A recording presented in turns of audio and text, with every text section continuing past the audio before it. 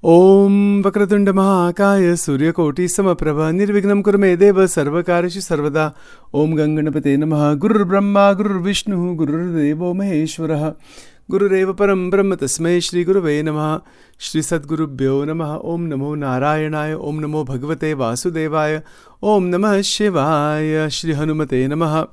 Welcome to Nitya Satsang. Today is the 28th of June 2025. I want to offer my prostrations to all the great sages and to the one supreme Paramatma residing in the heart of every being at all times, in all places. We're continuing to examine Ātma-Nivedanam Bhakti, and we'll be continuing to do so for a couple more days, and then we really want to start into the Prem Lakshana Bhakti on the 1st of July. So today, tomorrow, and then on Monday we will continue to probe somewhat further into Ātma-Nivedanam and definitely want to move ahead. For the next month, entire month will be spent on Prem Lakshana Bhakti, the 10th Bhakti. What that is all about, it's something quite extraordinary. So now, just a few more points to continue from yesterday. We talked about Vairagyam. So to pick up from yesterday, there's no doubt that experience is real. We all have experiences of every kind. Through our senses, experiences come. Those experiences are seen. There's a vision through which the experience is seen. And that vision is Jnana. And so what is that vision? That vision is that it is a temporary, stimulative experience, certain type of experience that has a beginning, a middle, and an end, and that is its nature. Its nature is to not be sustained. Its nature is to have a beginning point and an end point. That is the nature of all material experiences.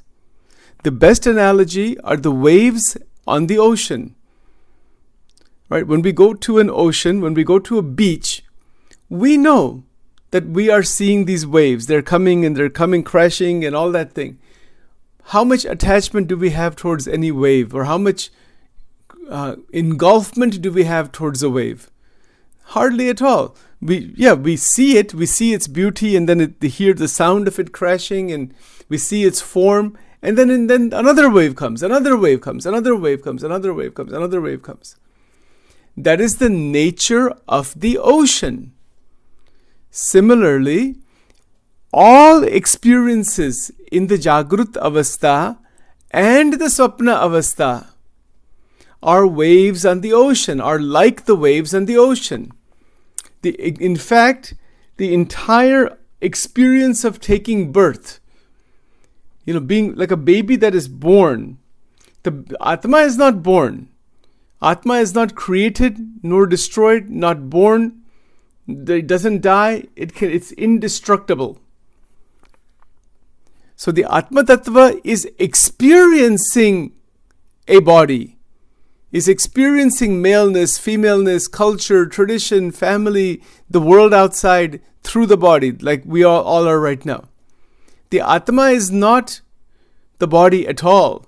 The Atma is completely separate from the three bodies: physical, subtle, and causal, sthul, sukshma, karana. And this is what we're going to be talking about today. We're going to be talking about some of this today in the consciousness retreat. But the point is that Vairagya is a state of interaction, and it is a state of non-engulfment in the experience. The experience is still there. So, for example, Sachin goes to Rehoboth Beach, in southern Delaware. The ocean is there, and I'm standing in front of the beach. Many times we have gone, standing in front of the beach. So the one wave comes. How much internal reaction or entanglement do I have towards the wave? Very little. When it comes, that's a nice wave, and then you can see it crashing down, and the sound it makes, and it comes on your feet, and You enjoy it. Do I think about it after that? Maybe I might think about it. Okay, I think about it. So what? But am I attached to that in any kind of entangled way? Is my emotions really trapped inside the experience of the wave? No, absolutely not. Not yours, not mine, not anybody's. Similarly, when we reach उत्तम वैराग्य, जब हमारे जीवन में उत्तम वैराग्य आता है, this is what happens. We are able to go through the experiences of life just like we see the waves and we interact with them to some extent and then they're gone. Every experience is like that. So we interact that way through a vision. Now, what does that do for us? It keeps us in a state of internal freedom. And in doing so, the objects outside, the people outside, experiences that are coming from outside are not causing any disturbance to jnana. So jnana and vairagya are two sides of the same coin. What is jnana? Jnana is realization of the nature of the ocean, nature of the experiences of life. It is realization. And with both of these, jnana and vairagya, the right kind of action is taken. So I have jnana that I should not be going too deep into the ocean. I'll drown in there if I do that. That understanding I have. So my taking the right steps in the Jagrat and Swapna avastha, taking the right steps with jnana and vairagya is called dharma. I hope that makes sense. Dharma means the right action, sad acharan, that keeps one very much in the right kind of activity without getting stuck or trapped. So dharma, jnana and vairagya. These three are the base, like how you have a tripod and then you have a camera on top, let's say, or you have some, the top, let's say there's a flower on top and you have a tripod. So dharma, jnana and vairagya are the base for the Navadha Bhakti.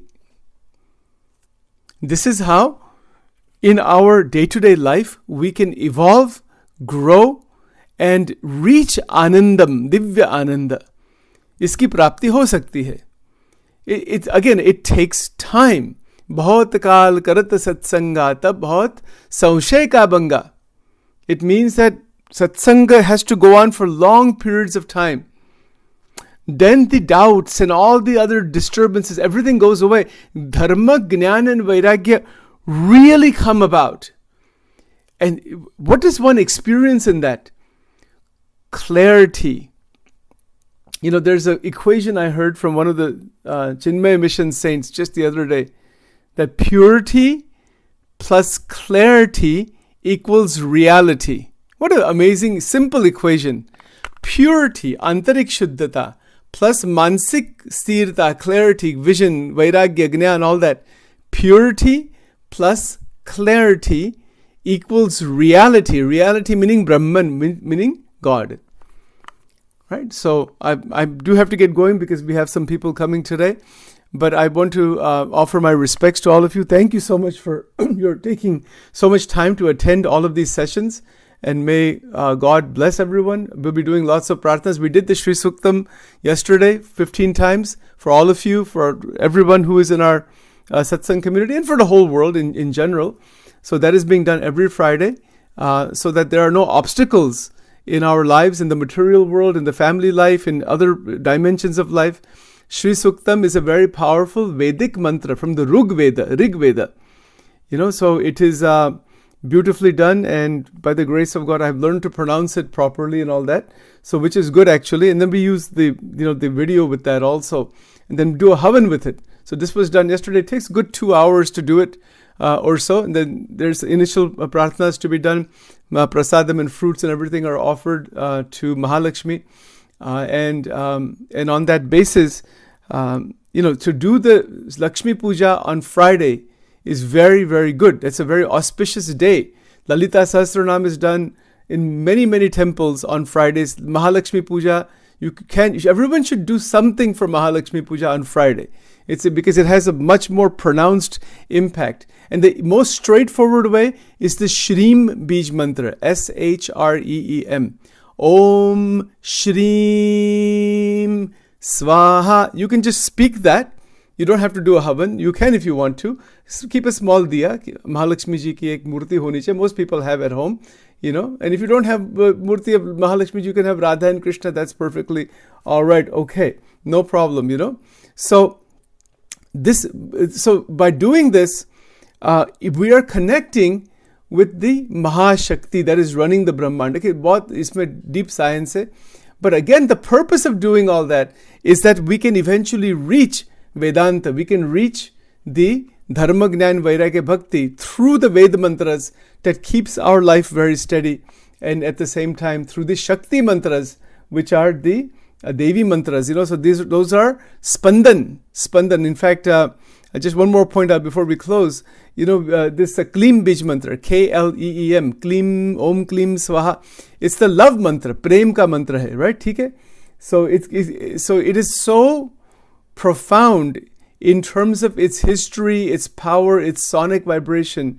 Within the next, it'll take me probably another 3 or 4 months. I don't know how much more time, but a massive amount of research is being done just on that one mantra itself. So we'll have multiple books actually created just on this one sound mantra, how powerful it is. So when we take any Bij mantra, like Shreem Bij mantra, and you go with it and continue, don't let it go, keep doing it consistently, you will see that the entire energetic structure inside our mind, it begins to coalesce and it connects with Mahashakti. And you will see automatically you will see within certain period of time how all the transformative changes begin to happen. So it's a quite tremendous technology, right? Which is thousands of years old. So with that, let's stop here for now.